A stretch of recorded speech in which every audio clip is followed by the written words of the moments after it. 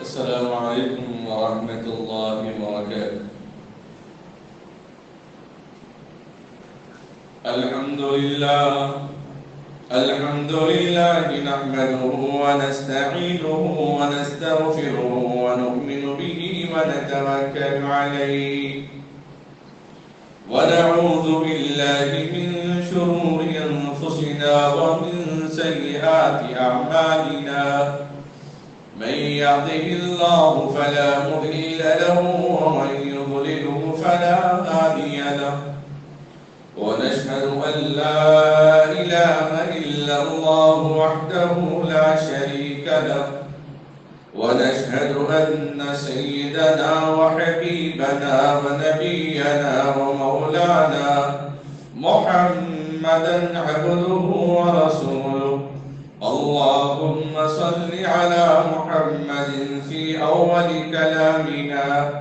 اللهم صل على محمد في أوسط كلامنا. اللهم صل على محمد في آخر كلامنا. اللهم صل على محمد وعلى آله وأصحابه وأزواجه وأهل بيته أجمعين. أما بعد فأعوذ بالله من الشيطان الرجيم. بسم الله الرحمن الرحيم. قد أفلح من تزكى وذكر اسم ربه فصلى. بل تؤثرون الحياة الدنيا والآخرة خير وأبقى. إن هذا لفي الصحف الأولى صحف إبراهيم وموسى. أما بعد فقد قال النبي صلى الله عليه وسلم: إن من أحبكم إلي أحسنكم أخلاقا. صدق الله مولانا العظيم وصدق رسوله النبي الكريم. نحن على ذلك من الشاهدين لمن الشاهدين والحمد لله رب العالمين. قابل قدر بزرگوں، عزیز نوجوان ساتھیوں، اللہ کے فضل و کرم سے، اللہ نے اپنے فضل اور اپنے کرم سے اور اللہ کی بے شمار بے پناہ بے پایا احسانات کی وجہ سے ہم اور آپ ابھی زندہ ہیں اور اللہ کے گھر میں موجود ہیں. یہ ہماری یہ سانسیں، یہ ہماری یہ گھڑیاں یقیناً ہمارے ماں باپ کے لیے ثواب کا ذریعہ ہے، ہمارے مرحومین کے لیے ثواب کا ذریعہ ہے. اس لیے کہ جب بھی کسی کی کوئی اولاد جب تک سانس لیتی ہے، اس ہر سانس کے بدلہ اللہ والدین کو اجر اور ثواب عطا کرتے ہیں.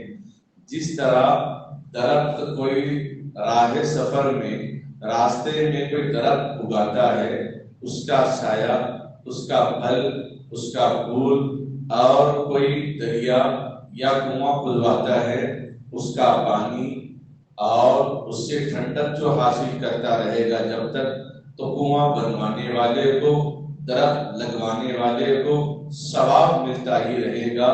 تو جن ماں باپ نے محنت، مشقت، امیدوں سے ہمیں پالا پوسا، کیا ہماری جانیں، ہماری سانس ان کے لیے ثواب جاریہ نہیں؟ یقیناً ہماری سانسیں اور ہماری زندگیوں میں جو نیک کام ہم کرتے ہیں، یقیناً ہمارے ماں باپ کے لیے ثواب جاریہ ہے. اللہ رب العزت کے خزانے انگنت ہیں. اسی لیے اللہ تبارک و تعالیٰ نے کہہ دیا کہ میری رحمت غضب پر غالب ہے. میرا جلال، میرا غصہ، میری پکڑ، میری رحمت اس سے زیادہ ہے. میرا جتنا غصہ ہے، میرا جتنا جلال ہے، اس سے زیادہ میں رحمت والا ہوں، اس سے زیادہ میں فضل والا ہوں، اس سے زیادہ کرم والا ہوں، اس سے زیادہ بندوں کے ساتھ عافیت کرتا ہوں.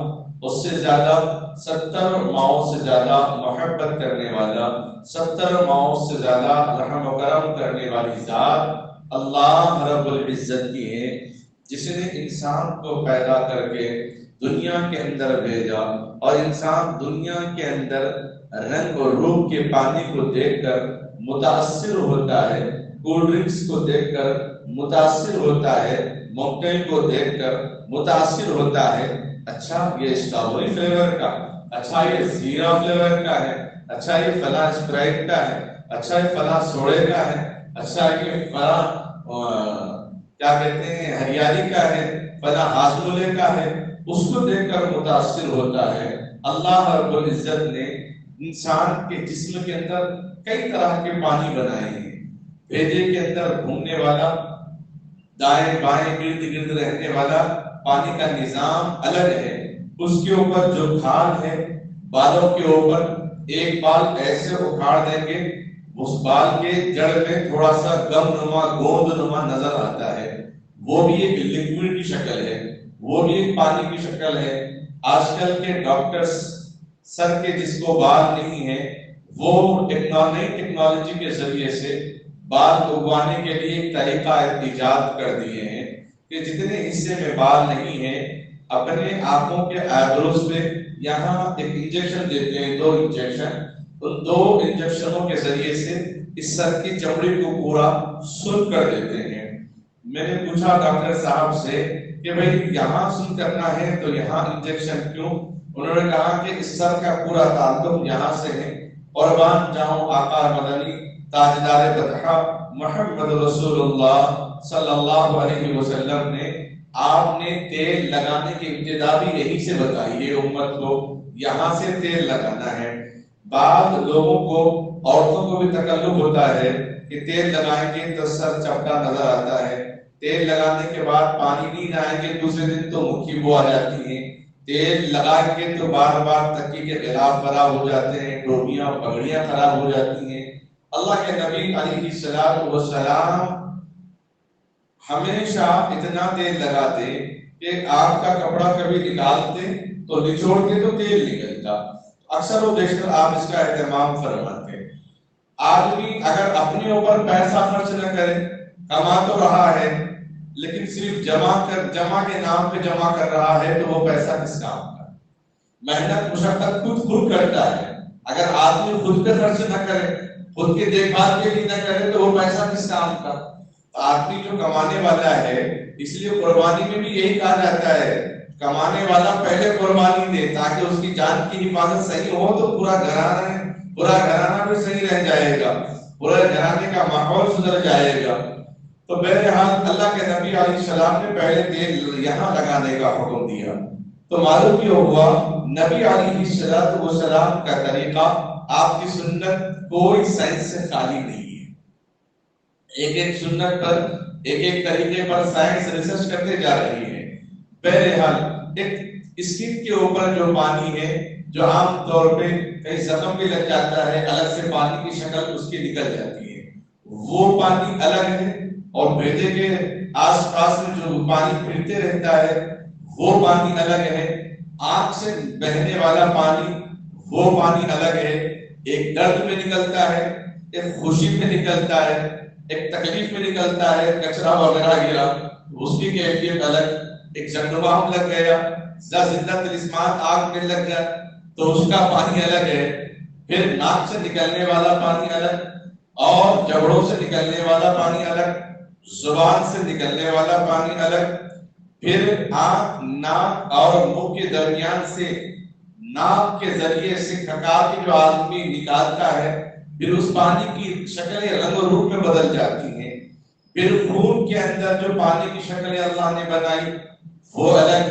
پھر معدے کے اندر جو پانی کی شکلیں بنائی ہیں وہ الگ، پھر کھانے کے بعد بول و براز کے ذریعے سے اللہ تبارک و تعالیٰ نے پیشاب کے ذریعے سے پانی نکالا وہ الگ۔ ہر طریقے سے اللہ تبارک و تعالیٰ نے خود انسان کے اندر اتنے طریقے کار اور اتنی ایجادات اللہ نے بنائی ہیں، دنیا گواہ ہے، آج بھی سائنس کا کام رکا ہوا نہیں ہے، وہ کام جاری ہے۔ کبھی چاند پہ تحقیق جاری ہے، کبھی سورج پہ تحقیق جاری ہے، کبھی ستاروں پہ تحقیق جاری ہے۔ اب ان کا کام، ان کے ٹیکنالوجی کے حساب سے وہ تحقیقیں کر رہے ہیں۔ چاہے انسان زمین و آسمان کی تحقیق کر لے، ابھی تو خود انسان کی خود پوری تحقیق نہیں ہو سکی۔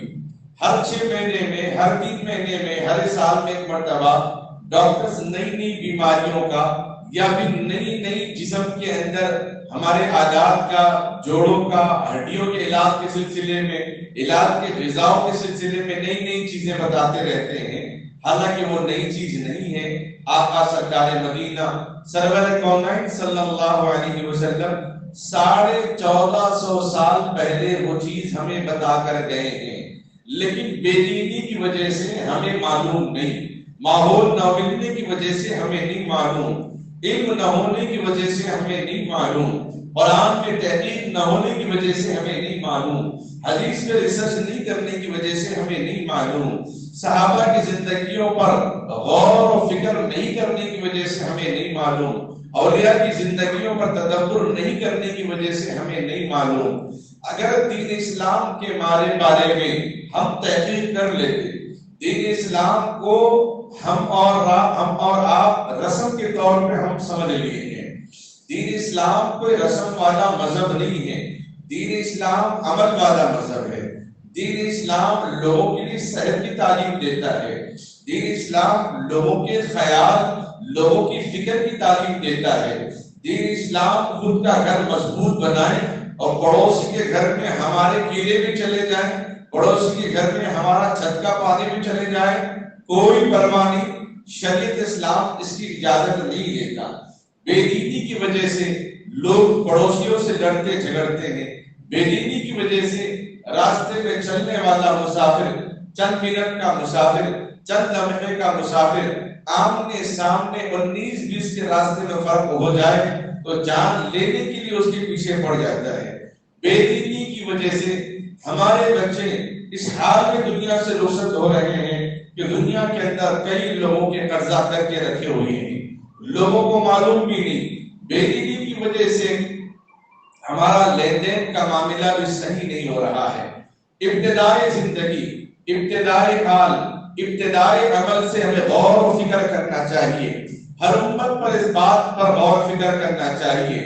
اذان ایک نے دی اور جس نے اذان سنی یا نہ سنی، لیکن نماز تو ہر ایک پر فرض عین ہو گئی ہے، ہر ایک پر نماز تو پڑھنا واجب ہے، ہر ایک کو اذان دینا واجب نہیں تھا۔ ایک اذان وقت کا اعلان کرنے کے لیے کافی تھا، ایک اقامت مسجد میں لوگوں کو جوڑنے کے لیے کافی تھی، اور لیکن نماز، ایک ہی نماز سب کے لیے کافی ہونے والی نہیں ہے۔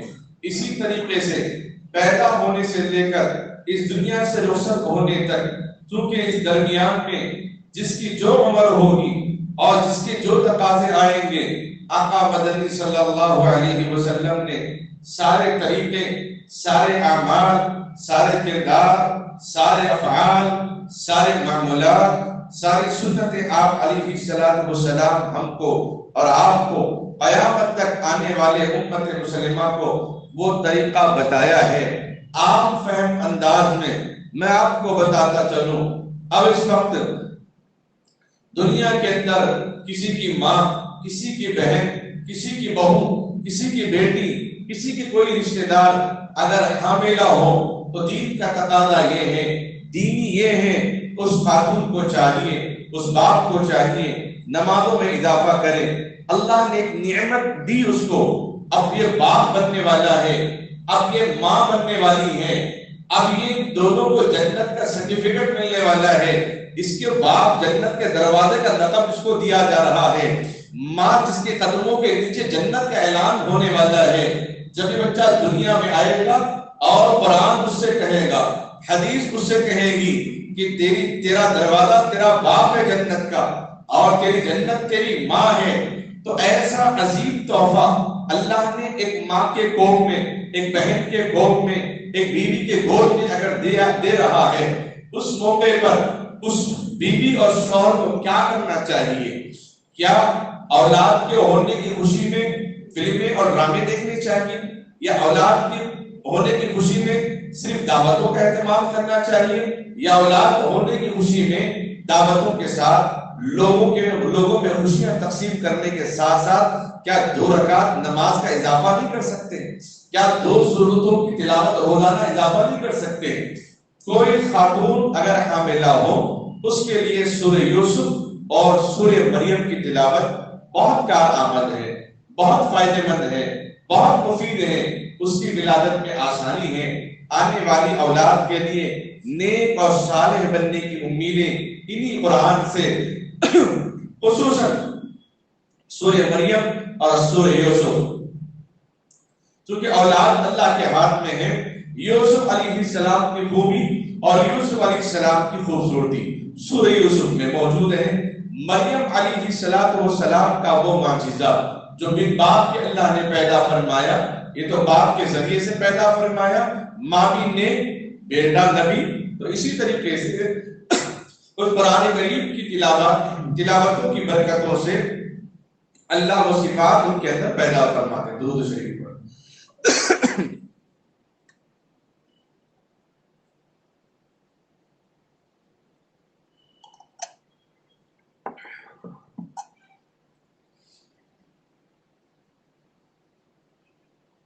اگر حاملہ خاتون سورہ یوسف یا سورہ مریم اگر کچھ بھی نہ آتا ہو، وہ اللہ اللہ یا درود و سلام کا نذرانہ اگر پڑھتے پڑھتے 9 مہینے گزار کے اس کی ولادت ہوتی ہے، تو وہ دین کے دائرے میں رہ کر، وہ دینی ماحول میں رہ کر وہ بچوں کو جنم دیتی ہے، تو پھر وہ بچے پیدا ہونے والے سلطان صلاح الدین ایوبی پیدا ہوں گے، یا پیران پیر شیخ عبد القادر جیلانی رحمۃ اللہ علیہ جیسے انوار اور روحانی برکات لے کر بچے دنیا کے اندر آئیں گے، یا امام اعظم ابو حنیفہ رحمۃ اللہ علیہ جیسی تعلیم لے کر دنیا کے اندر آ جائیں گے۔ ایسے سینکڑوں واقعات ہیں ماں کے قرآن پاک کی تلاوت کی برکت سے بچے حافظ قرآن بن کے پیدا ہوئے۔ ابھی حال ہی کے اندر غالباً ترکی کے اندر یہ واقعہ پیش آیا، بچہ 4 سال کا ہے، مکمل قرآن سنا رہا ہے، بچہ 3 سال کا ہے، مکمل قرآن سنا رہا ہے، ابھی بات کرنا تو اس کو نہیں آ رہا، شکر کی جگہ شکل کہہ رہا ہے، لیکن قرآن سے ہی صاف پڑھ رہا ہے۔ اور تحقیق پہ معلوم ہوا ماں کے قرآن پاک کی برکت سے اللہ نے بچے کو حافظ قرآن بنا دیا۔ ابھی حال ہی کی خبر بتا رہا ہوں، 15 دن کی خبر، ماں کے قرآن پاک کی تلاوت سے بچہ حافظ قرآن بن گیا۔ گویا پہلا مکتب، پہلا مدرسہ تو ماں باپ ہے اولاد کے لیے، دینی ماحول پیدا کرنے کے لیے۔ میں نے عنوان بنایا بے دینی کا بڑھتا ماحول اور ہماری ذمہ داریاں۔ تو ایک مولانا سے ملاقات ہوئی تو بتا رہے تھے کہ ہاں بے دینی کے ماحول میں بچے جو ہوٹلوں میں چائے پینے مست مگن لگے ہوئے ہیں۔ ایک ہوٹل والے جو ذمہ دار تھے وہ جب ملاقات ہوئی تو بولے کہ 20 روپے کی چائے کی وجہ سے میرا پورا گراف خراب ہو جا رہا ہے، اس لیے میں الگ کاؤنٹر لگا دیا صرف چائے کا۔ وہ 20 کی چائے کے نام پہ 2 گھنٹے بیٹھ کے میٹنگ کر رہے، بیٹھے بڑے ڈیلا حل کر رہے ہیں یہاں پہ، اور میرے جو بڑا گراف کے بریانی کھانے کا وہ چلا جا رہا مجھے واپس، اس کی وجہ سے الگ کاؤنٹر بنانا پڑا مجھے۔ تو لوگ سمجھ رہے ہیں بے دینی کا عنوان یہ ہے کہ بازاروں میں پھرنا، بے دینی کا عنوان یہ ہے کہ لوگ دوستوں میں گپ شپ لگا کر راتوں رات گزارنا۔ نہیں، اس بے دینی کو ہم ذرا دوسرا رخ لے لیں گے کہ ہم صرف یہ کیوں ذکر کریں کہ نوجوان کس طرح کر رہے ہیں، ہم یہ بتائیں کہ جب کوئی حاملہ عورت ہو، جب کوئی حاملہ بہن بیٹی ہو، اس کو اگر یہ طریقہ کار استعمال کیا جائے، سورہ یوسف اور سورہ مریم کی تلاوت کرنے کا اہتمام، روزانہ 2 رکعت شکرانے کی نماز پڑھنے کا اہتمام، اللہ کی بہت ساری نعمتیں ہیں۔ نکاح ہونے کے بعد 1 مہینہ 2-3 مہینے میں بلبلے پھوٹتے ہیں خاندان میں، کیا ہوا خوشخبری نہیں آئی، کیا ہوا خوشخبری، جن کا نکاح ہوا ان کو فکر نہیں ابھی اولاد کی، لیکن جو لوگ نکاح کی خوشخبری سنے ان کو فکر ہوئی کہ کیا ہوا خوشخبری ابھی نہیں آئی، یا طاق میں رہتے یا دعائیں دینے میں رہتے، واللہ اعلم۔ تو 1-2 سال کے بعد جب بعض لوگوں کو 10 سال کے بعد اولاد ہوئی، بعض کو 20-30 سال کے بعد اولاد ہوئی، ان سے پوچھیں اولاد کی قدر کیا ہے، اولاد کی اہمیت کیا ہے، اولاد کی اہمیت کیا ہے۔ ایک نوجوان صاحب، اچھی بات ہے، بری بات نہیں ہے، انہوں نے پوچھا کہ میں ابھی اولاد کے سلسلے میں سوچنا نہیں چاہ رہا ہوں، میں 2-3 سال کے بعد اولاد کے بارے میں سوچنا چاہتا ہوں کہ کچھ وقت میں اپنی بیوی کے ساتھ گزاروں، گھر والوں کے ساتھ گزاروں، اس کے بعد 2-3 سال کے بعد پھر میں انشاءاللہ اولاد کے بارے میں سوچوں گا۔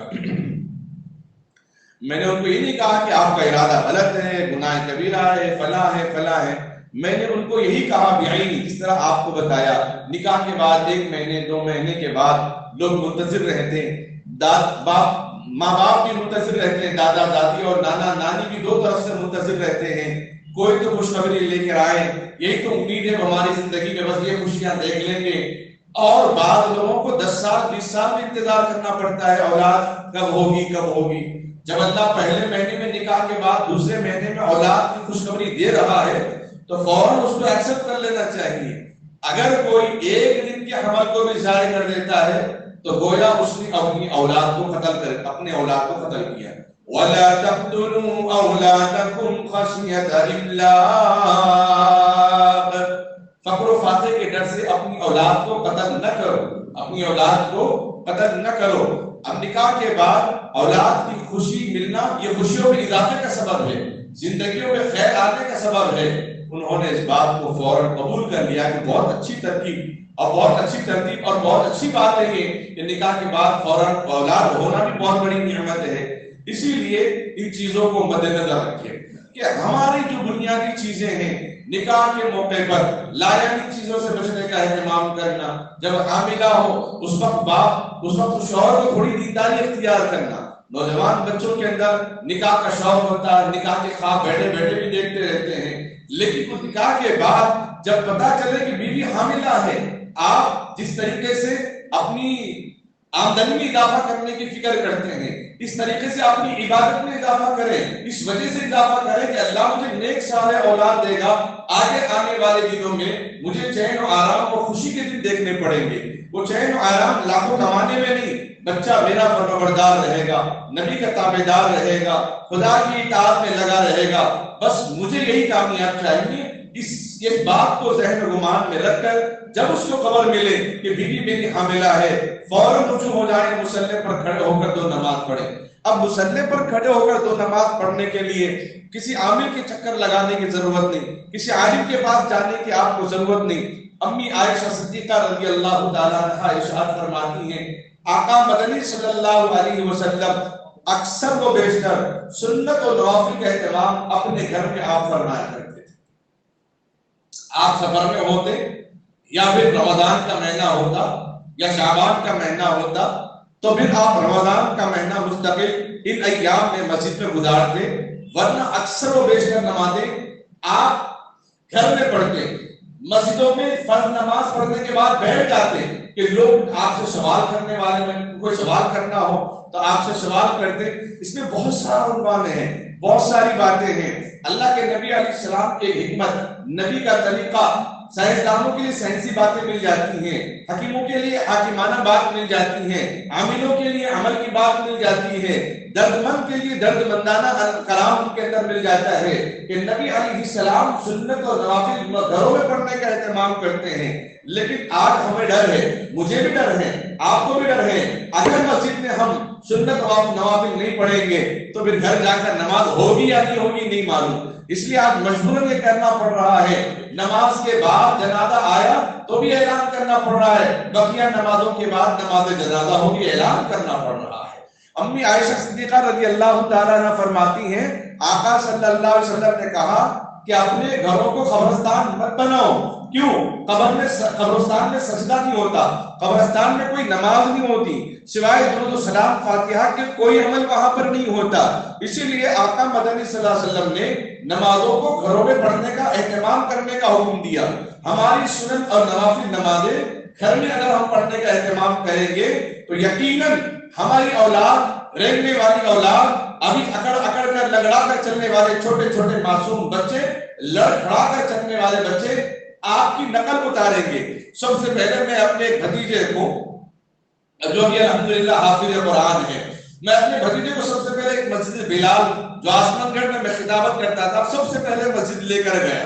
ذمہ داروں کو بولا کہ پہلی مرتبہ مسجد آیا ہے بچہ، اس کو دائیں جانب بٹھا دینا. دائیں جانب بچہ بیٹھ گیا, پہلی مرتبہ مسجد آیا اور اس کے بعد میں اس کو گھر لے کر گیا, سارا گھر گواہ ہے, محلے کے چند لوگ بھی گواہ ہیں. وہ نماز ظہر کے بعد, جمعہ کے بعد عصر کی نماز تک جو چیز اس کے ہاتھ میں ملتی, کارٹون ملا نیچے ڈال دیا سجدہ شروع, کوئی کپڑا ملا نیچے ڈال دیا سجدہ شروع, پائیدان ملا اس کو کیا پتا پائیدان کیا ہے, محروم رومال کیا ہے, پائیدان پہ سجدہ شروع. گویا کہ قریب 50 سے زائد اس نے سجدے کیے نماز ظہر سے لے کر جمعہ کی نماز سے عصر کے درمیان کی بات میں کر رہا ہوں. عصر کے بعد بھی اپنی مجلس میں مشغول تھا, بتائیں درمیان میں کتنے سجدے کیے. تو نبی علیہ السلام نے جو عمل بتایا ہے کہ اپنے گھروں کو سجدہ کا بناؤ, قبرستان نہ بناؤ. اگر ہماری نفل نمازیں, سنت نمازیں, دیگر نمازیں ہم اپنے گھروں میں پڑھنے کا اہتمام کرتے, یہ عمل نہ صرف چھوٹے بچوں میں بلکہ ہمارے جوانوں میں, ہماری ماں بہنوں کے اندر بھی یہ عمل پیدا ہو جاتا. اگر وہ نمازوں میں سستی کر رہے ہیں, آپ کی نمازوں کے گھر میں عمل دیکھ کر ان کے اندر ایک بے چینی ہو جائے گی, ایک رعب پیدا ہو جائے گا. کچھ ہے نا کہ بیوی کے پاس جاتا ہوں سمجھ میں نہیں آتا کیا کروں کیا نہیں کروں. سب سے بڑا عمل وظیفہ ہے کہ گھر میں نمازوں کا اہتمام کرو. بیوی کے اندر خوف آئے گا, اس کا تعلق تو اللہ سے ہے, اس سے میں بددیانتی نہیں کر سکتی, اس سے میں بے دینی بے وفائی نہیں کر سکتی, اور اس کی تابعداری مجھے کرنا ہی کرنا ہے. یہ اللہ کے قریب رہتا ہے ہمیشہ. یہ تو سجدے میں جب دیکھو سجدے میں, نمازوں کے اہتمام میں خود بیوی پابند ہو جاتی ہے ان چیزوں کا. دینی ماحول اسی سے پیدا ہوتا ہے. دینی ماحول صرف جلسوں سے نہیں ہوتا ہے, جلسوں سے دینی جذبہ پیدا ہوتا ہے, لوگوں کے اندر شعور پیدا ہوتا ہے, بیانوں سے لوگوں کے اندر ارادے پیدا ہو جاتے ہیں. عمل اپنے گھر سے شروع ہوتا ہے. اللہ کے نبی علیہ السلام نے عمل اپنے گھر سے کیا ہے, دعوت اپنے مسجد نبوی سے دی, دعوت مکہ المکرمہ سے دی, لیکن عمل آپ نے اپنے گھر سے دیا ہے. اگر ہمیں دین کا ماحول چاہیے, اس کا مطلب یہ نہیں کہ گھر کے اندر ہم جلسے کرائیں گے, اجتماعات ہم کراتے رہیں گے, محلے میں لوگوں کا پیسہ لگا کر ہم جلسے جلوس کراتے رہیں گے, ہزاروں لاکھوں روپے لگا کر بڑے مناظرے رکھیں گے, لاکھوں روپے لگا کر سیمینار رکھ دیں گے. فائدہ ہوگا, لیکن اس سے زیادہ ضرورت محلے میں ان لاکھوں روپے بیوہ بے قصور اور بے سہارا بچیاں جن کا نکاح نہیں ہے, جو بیمار ہیں, جو بے قصور قید کیے گئے ہیں, قید خانے میں ہیں, ان کی رہائی کی سب سے زیادہ ضرورت ہے. عمل کے نمونے ہمارے لیے اللہ کا گھر ہے, عمل کا نمونہ ہمارا وہ گھر ہے جو اللہ کے نبی علیہ السلام نے اس کا اہتمام کیا. خدا 3 دن عمل کر کے دیکھیے, چوتھے دن آپ خود اس کے پابند ہو جائیں گے, چوتھے دن آپ خود اس کے پابند ہو جائیں گے. آپ کے گھروں میں بھی ایسے واقعات ہیں, بہت سارے لوگوں کے ایسے واقعات ہیں. بہت سی میں مسجد میں نماز کے بعد سنتا ہوں کہ لوگ عید کی نماز کے بعد, جمعہ کے بعد اپنے گھروں میں جاتے ہیں تو بچے یہی نقل اتارتے ہیں جو مسجد میں دیکھ کر وہاں پر,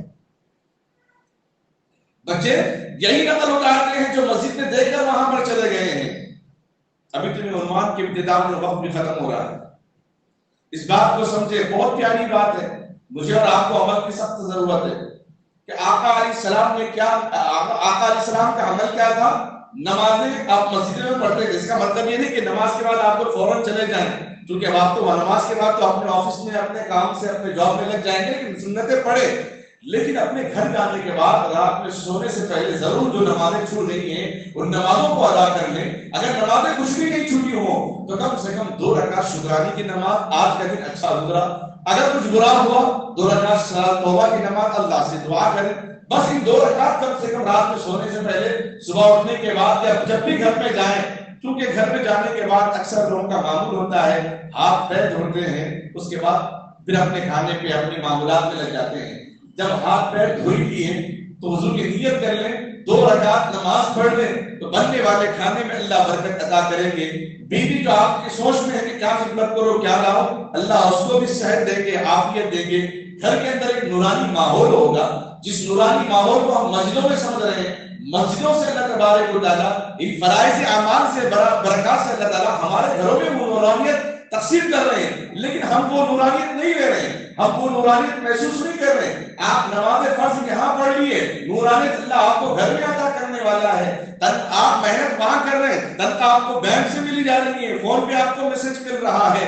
اللہ رب العزت نے ایک اچھا نظام بنایا ہے, سب سے بہترین نظام. کہتے ہوئے سننے میں اتنا مزہ آ رہا ہے, اگر عمل کریں گے تو نور علی نور ہو جائے گا. اللہ برکت دیں گے, خیر دیں گے, عافیت دیں گے. جو برکت ہم مسجد کو مسجد نبوی کو، مکہ المکرمہ کو، مسجد نمرہ کو، مسجد عائشہ کو، جبل بیضا کو، مسجد ذوالحلیفہ کو، مسجد قباء کو سمجھ رہے تھے. ایسی برکتیں اللہ خود ہمارے گھروں میں رکھے ہیں. اب بس ہم جانماز بچھائے رکھیں 2 رکعت نماز پڑھنے کے لیے گھروں کے اندر. الحمدللہ فلاں کا کمرہ، یہ فلاں کا کمرہ، یہ ہمارا کمرہ، یہ مہمانوں کا کمرہ، مہمانوں کے لیے باہر کے مہمانوں کے لیے بیت الخلا باہر بنایا گیا، گھر والوں کے لیے اندر بیت الخلا بنایا گیا، باہر والوں کے لیے صحن یہ ہے، گھر والوں کے لیے پکاتے ہوئے گرمی ہوئی تو بالکنی ان کے لیے ایک ایک ہے. گویا 10 14 فٹ کمرے تو ہمارے اپنے لیے ہیں. بس ایک 2 3 4 فٹ جگہ چھوڑ دے. ایک مصلی ہمیشہ بچھا رہے گھر کے اندر. جس طرح ہمیشہ کمرہ گھروں میں لگا کے رکھتے ہیں، ایک جانماز دیوار پہ ٹھوک کر لگا کے رکھ دیتے ہیں، ایک جانماز گھر کے اندر بچھی ہوئی ہونی چاہیے. گھر سے گزرنے والوں کو بار بار سجدے کا خیال آئے. گھر سے گزرنے والے، کمروں سے ہال سے گزرنے والوں کو بار بار نماز کا خیال آئے، اللہ کی طرف خیال آئے. اللہ والوں کو دیکھیں گے تو خیال اللہ کا آئے گا، جانماز کو دیکھیں گے تو خیال سجدے کا ہوگا، اور جس کو سجدے کا خیال ہوگا اس کے خدا کی نور کا خیال ہوگا. ایک جانماز ہمیشہ گھر میں بچھا کے رکھنا. اب آپ لوگ گھر میں جا کے بچھائیں گے، میں بھی بچھا کے رکھتا ہوں. جو نئے لوگ آتے ہیں پرانے زمانے کے، وہ جانماز بچھا کے رکھ کے شیطان نماز پڑھ رہا، بولے انہیں مسلمان ہو گیا تو بہت اچھی بات ہے، انہیں نماز پڑھا تو بہت اچھی بات ہے. بعض لوگ ایسے فورڈ کر کے رکھتے تھے کہ انہیں نہیں پڑھنا. اس سے کوئی سروکار نہیں، بلکہ جانماز بچھا کے رکھنا خدا کی رحمت کو دعوت دینا ہے، خدا کی رحمت کو مدعو کرنا ہے. آپ جب بھی جانماز کو دیکھیں گے دل سکون ملے گا. مسجد سے گزرتے ہوئے آپ کو سکون نہیں ملتا، مسجد میں بیٹھنے کے بعد آپ کو آرام نہیں ملتا، نورانی ماحول محسوس نہیں ہوتا. بس اسی کا ایک حصہ ہے. آپ مصلی گھر میں بچھائے رکھیں. کوشش یہ کریں اس مصلی پر کوئی گنبد کی شکل نہ ہو، اس مصلی پر کوئی مینار کی شکل نہ ہو، اس مصلی پر کوئی مکہ اور مدینے کی شکل نہ ہو، بس ایک کمان کی شکل ہو کافی ہے. کیونکہ ہم اپنے میناروں کے اندر بھی مکہ اور مدینے کے ماڈل بنانے کو ہمارے علماء نے، اکابرین نے، مشائخ نے، جامعہ نظامیہ کا فتویٰ ہے کہ اس کو منع فرمایا کہ یہ کام نہیں کرنا چاہیے. کیونکہ کعبے کا کوئی بدل نہیں ہو سکتا، مدینے کا کوئی بدل نہیں ہو سکتا. تاریخ اگر ڈھونڈے ثانی محمد کی، تاریخ اگر ڈھونڈے ثانی محمد کی، ارے ثانی تو دور کی بات ہے، سایہ بھی نہیں ملے گا. اگر شریعت اس کی اجازت دیتی، ہاں بچوں کی تعلیم کے لیے، خوشنما مناظر کے لیے صرف بنا کے ایسے رکھ دیے ہیں وہ الگ بات ہے. لیکن باضابطہ کعبے کی شکل بنانا، مدینے کی شکل بنا کر لوگوں کا جمع ہونا، پھر رسم و رواجوں میں مبتلا ہونا، اس سے کیا ہوتا؟ اصل مدینے کی اہمیت ختم. اور یہاں دیکھیے نا بس کافی ہو گیا، وہ اہمیت دلوں کے لوگوں میں ختم ہو جائے گی. اس لیے ہمارے مشائخ نے اس کا منع فرمایا ہے.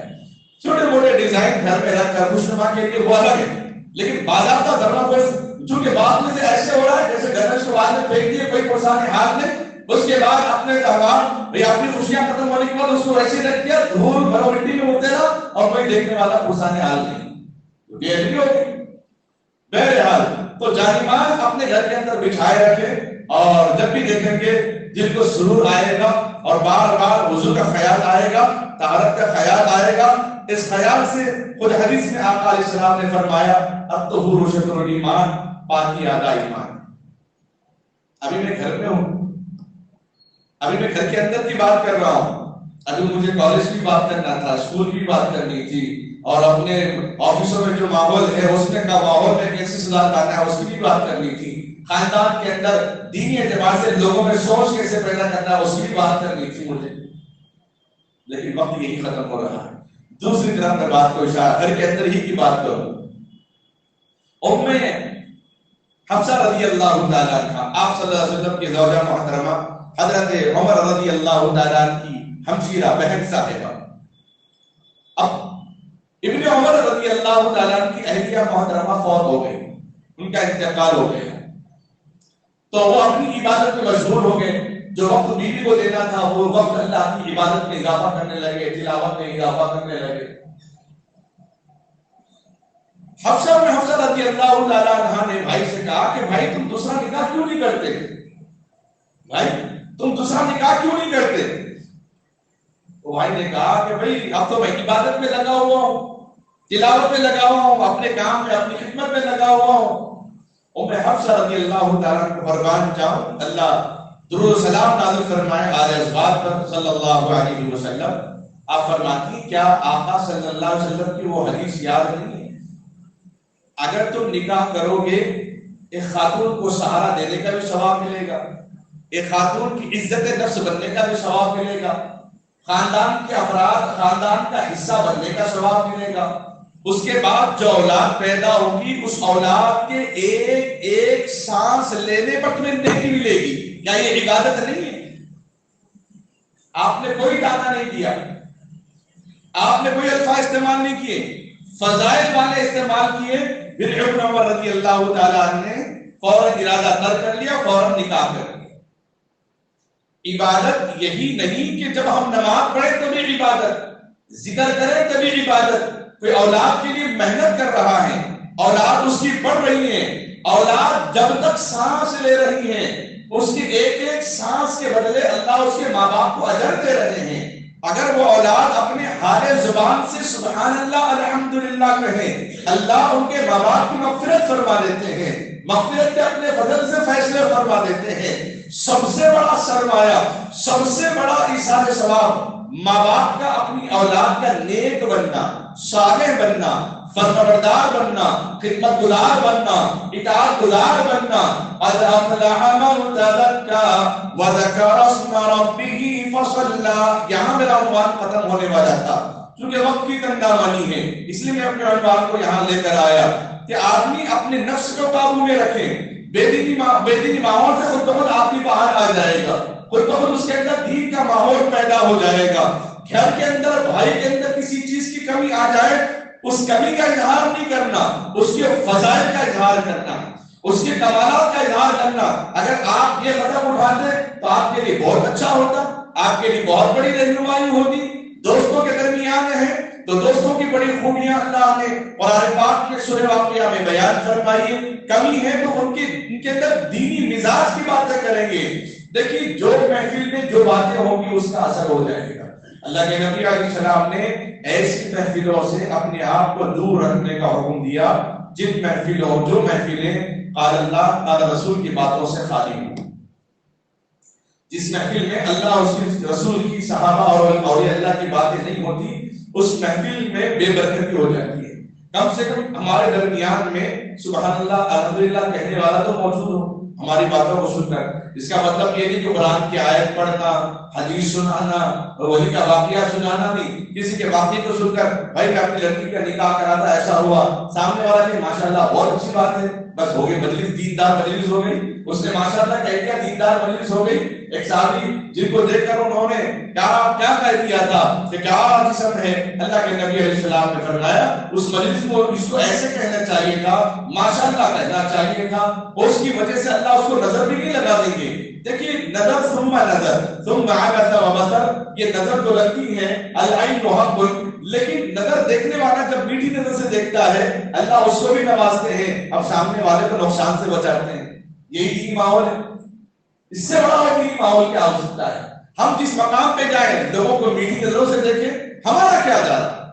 اگر ہم کسی کو میٹھی نظر سے دیکھیں گے، دل سے دعا دیں گے، چاہے اگرچہ کہ وہ ہمیں دعوت میں نہ بلائے، اگرچہ کہ وہ ہمیں خوشی کی خبر نہ سنائے، اس کی اچھائی، اس کی خوبی، اس کا اچھا پہننا، اس کا اچھا پھرنا، اس کا اچھا گھر دیکھ کر بس دل میں اتنا ارادہ کر لیں کہ ماشاءاللہ بہت اچھی زندگی گزار رہا ہے، اللہ اس کو یہ نعمت اس کو بھی نوازیں گے، آخرت میں بھی نوازیں گے، اس کی نظر سے اللہ سامنے گھر والے کی حفاظت بھی فرمائیں گے۔ کیا پیارا طریقہ اللہ کے نبی علیہ السلام نے لوگوں کو سکھایا ہے کہ تربیت کا دینی ماحول کیا اللہ کے نبی علیہ السلام نے بتایا۔ الگ میں بتا رہا تھا کہ اللہ کے نبی علیہ السلام نماز پڑھنے کے بعد پلٹ کے بیٹھ جاتے اور لوگ کو سوال کرنے والے سوال کرتے ہیں، اور آپ علیہ السلام بعد میں سب لوگ اپنے سوالات یا اپنے خواب یا اپنے مسائل آپ علیہ السلام سے ذکر کرتے، اس کے بعد پھر اپنے حجرے میں آپ تشریف لے جاتے، نمازوں کا اہتمام کرتے، سنتوں کا اہتمام کرتے، کیونکہ اجتماعی ماحول ملا ہوا ہے، سب لوگ ملے ہوئے ہیں، نہ جانے کس کے کیا مسائل ہیں، کس کے کیا واقعات پیش آ رہے ہیں۔ لیکن آج اگر مسجدوں میں یہ معمول رہا، ہم اس کو الگ ہی رخ لے لیتے ہیں، الگ ہی نظریہ ہمارا پیدا ہو جاتا ہے۔ بہرحال ہم اپنے نظریات کو ٹھیک کریں، ہم اپنے اخلاق کو ٹھیک کریں. اللہ کے نبی علیہ السلام فرماتے ہیں ان من احبکم الی احسنکم اخلاقا، تم میں اللہ اور اس کے رسول کے نزدیک بہترین شخص وہ ہیں جس کے اخلاق اچھے ہوں، جس کے کردار اچھے ہوں، جس کے معاملات اچھے ہوں، جس کے نظریات اچھے ہوں، جس کی سوچ اچھی ہو، جس کی فکریں اچھی ہوں، جس کے خیالات اچھے ہوں، جس کا تدبر اچھا ہو، جس کی دور اندیشی اچھی ہو، جس کے رائے مشورے اچھے ہوں. آقا علیہ السلام فرماتے ہیں پوری دنیا میں، پوری مجلسوں میں اللہ اور اس کے رسول ایسے ہی لوگوں سے محبت کرتے ہیں اور فرشتوں سے کہتے ہیں فرشتوں تم بھی ان سے محبت کرو. یہ ساری مخلوق ایسے لوگوں سے محبت کرتے ہیں. وہ لوگ وہی لوگ ہیں، ہم اور آپ ہی ہیں. اگر مجلس کو دیندار بنائیں گے تو مجلس دیندار بن جائے گی. اگر مجلس میں بے دینی باتیں، دوسروں کو نقصان پہنچانے کی، قتل و غارت گری کی باتیں کریں گے تو مجلس کا اثر ہماری اولاد پہ پڑ جائے گا، مجلس کا عمل ہمارے اولاد پہ پڑ جائے گا. ہمارے جناب عبد الباسط صاحب تھے، سال میں ایک دو مرتبہ اپنے گھر کے اندر دعوت کا اہتمام کرتے اور ضرور کسی نہ کسی عالم کو برابر بلاتے کہ میری دعوتیں، میرے گھر کے اندر ہونے والی دعوتیں مجلس سے خالی نہ ہو. اور ایک عالم کو بلا کر بٹھاتے کہ چونکہ میں خود گواہ ہوں اس بات کا، تقریباً 4 سے 5 سال تک موجود تھا، ابھی تو یونیورسٹی کے اندر موجود ہے. وہ پوری باتیں ہوگی، اس کے بعد پھر پوچھتے مخاطب ہو کر کہ مولانا ہماری جو باتیں ہوئی اس میں کوئی بے دینی باتیں تو نہیں، آپ اس بات پہ ہمیں نصیحت کیجیے. اس کے بعد مجلس برخاست ہوتی. اس لیے آج بھی الحمدللہ ایسے لوگ موجود ہیں. ہم اپنے نونہالوں کو، اپنے نوجوان بچوں کو مسجدوں کا ماحول دیں، اس کے بعد اپنے گھر کا ماحول دیں. یہ دو ہی ماحول ہمارے اولاد کے لیے بہتر ہے. باہر کی اگر مجلس بچوں کے لیے کارآمد ہے تو وہ خانقاہ ہیں، مدارس ہیں، مکاتب ہیں، بڑوں کی مجلس ہیں. اس کے علاوہ کوئی مجلس ہمارے بچوں کے لیے کارآمد نہیں ہے. بچہ مسجد میں آنے میں دیر ہو گئی، 4 باتیں اس کو سننا پڑتا ہے.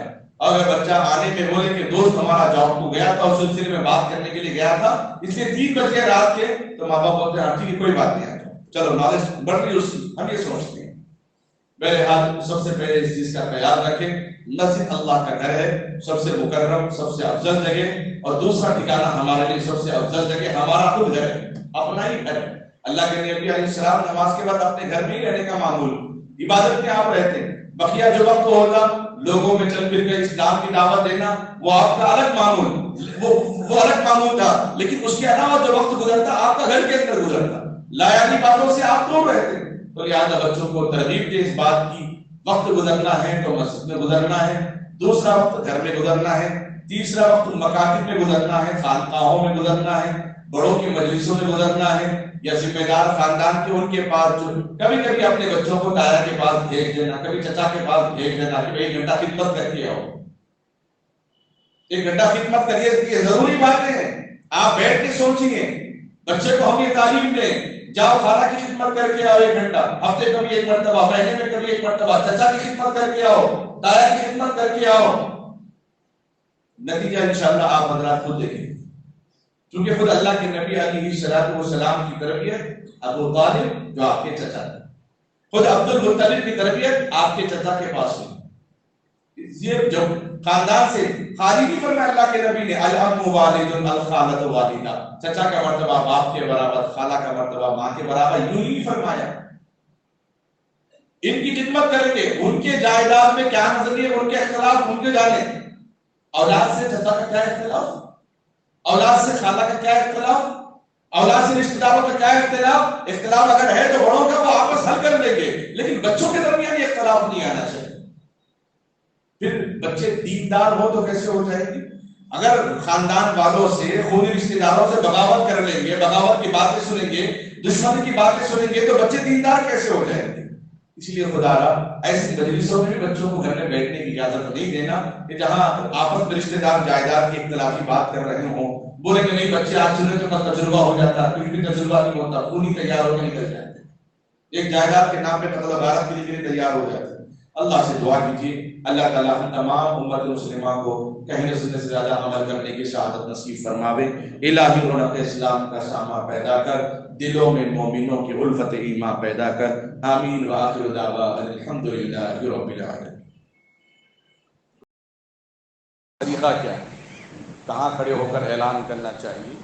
اس لیے آپ میں سے بھی اگر کوئی حضرات کسی کی رہبری کر رہے ہوں، چاہے مدارس کے سلسلے میں، بیمار وغیرہ کے سلسلے میں، ابھی ایک صاحب آئے تھے، ذمہ دار حضرات سے اجازت لیے، مدرسے کے سلسلے میں وہ اعلان نہیں کر سکے، تو بہرحال جو بھی ہیں تو پہلے مسجد کے ذمہ دار حضرات سے رجوع ہوں تو نظام قابو عمل میں آئے گا۔ یہ بہتر طریقہ ہے اور سنت طریقہ یہی ہے، اور چونکہ مسجد اللہ کا گھر ہے، بڑوں کی رہبری میں اور بزرگان دین کی تابعداری میں رہ کر کام کے نظام کو سنبھالیں گے تو کام انشاءاللہ بخوبی بحسن عافیت کے ساتھ پائے تکمیل کو پہنچے گا۔ اللہ ہم سب کو عمل کی توفیق عطا فرمائے۔ الحمدللہ چند باتیں آپ حضرات کے سامنے کہی گئی، اس کی عمل کا میں بھی مستحق ہوں، آپ حضرات بھی مستحق ہیں، اور جو ہمارے نونہال ہیں ان بچوں پہ بھی خاص توجہ دیں اس سلسلے میں کہ بچوں کے لیے سب سے پہلی جگہ امن و عافیت کی مساجد ہیں بڑوں کے لیے، اور دوسری جگہ خود گھر ہیں، ماں کا گود ہیں، باپ کی شفقت ہے، اور تیسری جگہ ان کی تعلیم گاہ ہے۔ یہ اسکولز، یہ مدارس، یہ مکاتب تیسرے نمبر پر ہیں۔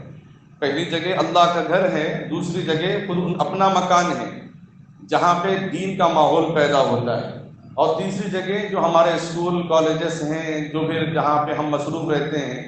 تو اس لیے بس اس بات کو ذہن میں رکھیں، بہت سارے لوگ الحمدللہ عمل کر رہے ہیں، انفرادی ملاقات پہ لوگ اس کا اظہار بھی کرتے ہیں۔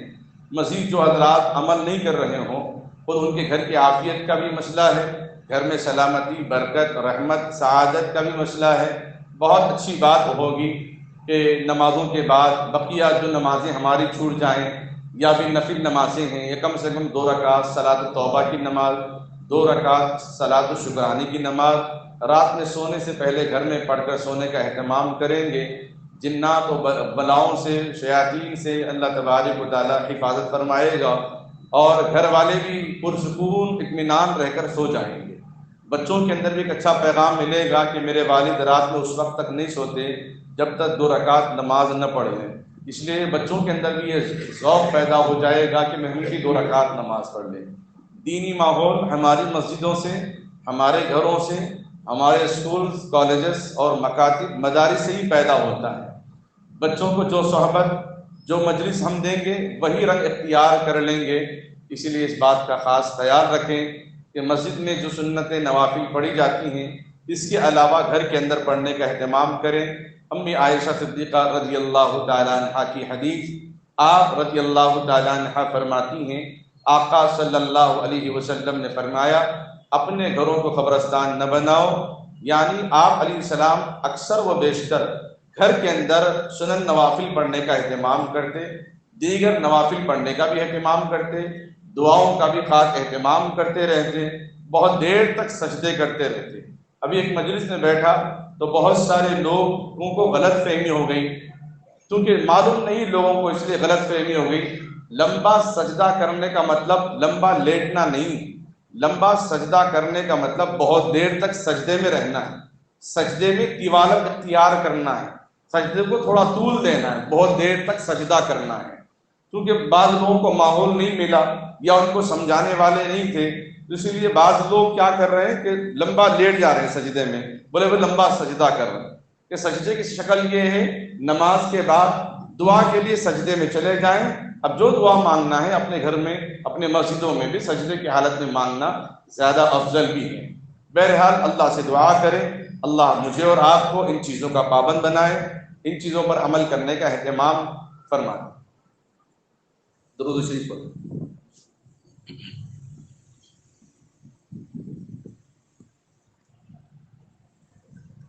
اللهم صل على محمد وعلى آل محمد وبارك وسلم. ربنا ظلمنا أنفسنا وإن لم تغفر لنا وترحمنا لنكونن من الخاسرين. رب اجعلني مقيم الصلاة ومن ذريتي ربنا وتقبل دعاء. ربنا اغفر لنا ذنوبنا يا رب العالمين. أعوذ بكلمات الله التامات كلها من شر ما خلق.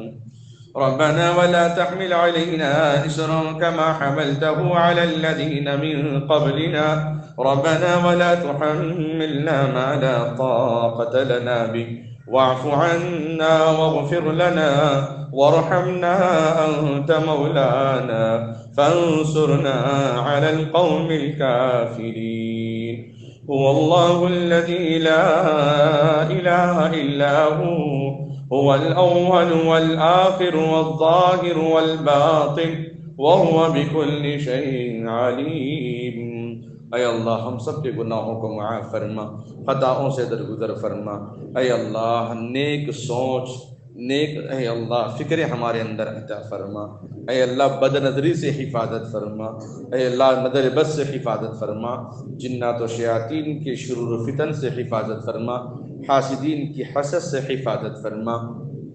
اے اللہ مسجدوں میں جو پیغام تیرا دیا جا رہا ہے، قرآن و حدیث، صحابہ، اولیاء اللہ کا، ان پیغام کو مضبوطی سے باندھ کر اپنے گھروں میں جا کر اپنے گھر پہ عمل کرنے کی توفیق عطا فرما۔ تیرے گھر کے بعد سب سے زیادہ دینی ماحول اے اللہ وہ گھر ہے جہاں سے پیدائشی وہ ہماری ہیں، اے اللہ جہاں ہمارے لیے غذائیں بنتی ہیں، جہاں ہمارے لیے دسترخوان سجایا جاتا ہے، اگر وہ جگہ ماحول قال اللہ قال رسول کا ہو جائے، تیرے سجدوں کا ہو جائے، اے اللہ آل اولاد کو دین کا ماحول مل جائے گا، دینداری عام فہم ہو جائے گی۔ اے اللہ گھروں کے اندر بھی ہمیں اپنی نفل نمازیں پڑھنے کا اہتمام کرنے والا بنا، ہماری ماں بہنوں کو بھی اے اللہ اور مزید نماز کا پابند بنا دے۔ اے اللہ جب وہ بنائیں کھانا تو باوضو ہو کر بنانے کی توفیق عطا فرما۔ اے اللہ بچوں کی تربیت کرے تو باوضو رہ کر تربیت کرنے کی توفیق عطا فرما۔ اے اللہ ہر گھر کے اندر اپنے بچوں کو اپنے گھر کی فکر کرنے والا بنا، ہر بچے کو اپنے گھر میں اپنے ماں باپ کا ہاتھ بٹانے کی توفیق عطا فرما۔ اے اللہ ہر اولاد کو اپنے گھر کے ایک ایک حصہ متعین کر کے صاف صفائی کا خیال رکھنے کی توفیق عطا فرما۔ اے اللہ ان ماں باپ نے اب تک بہت محنتیں مشقتیں اٹھائی ہیں، بہت محنتیں جھیلی ہیں، اے اللہ اب ہم بڑے ہو چکے ہیں، ان کا کمزور کندھوں کا سہارا بنا دے۔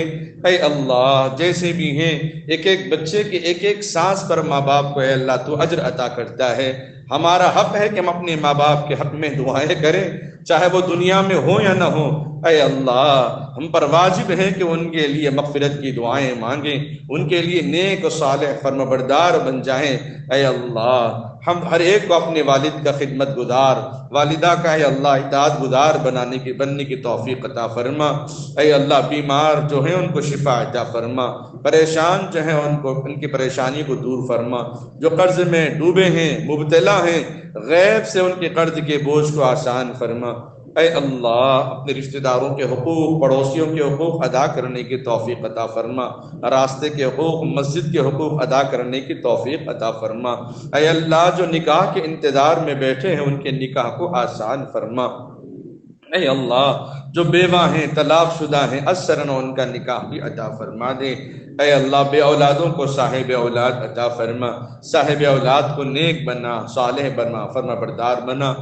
اے اللہ مسلم ممالکوں کی حفاظت فرما۔ اے اللہ بے دین جو ہے ان کے اندر دین عطا فرما، ایمان کی دولت سے مالا مال فرما۔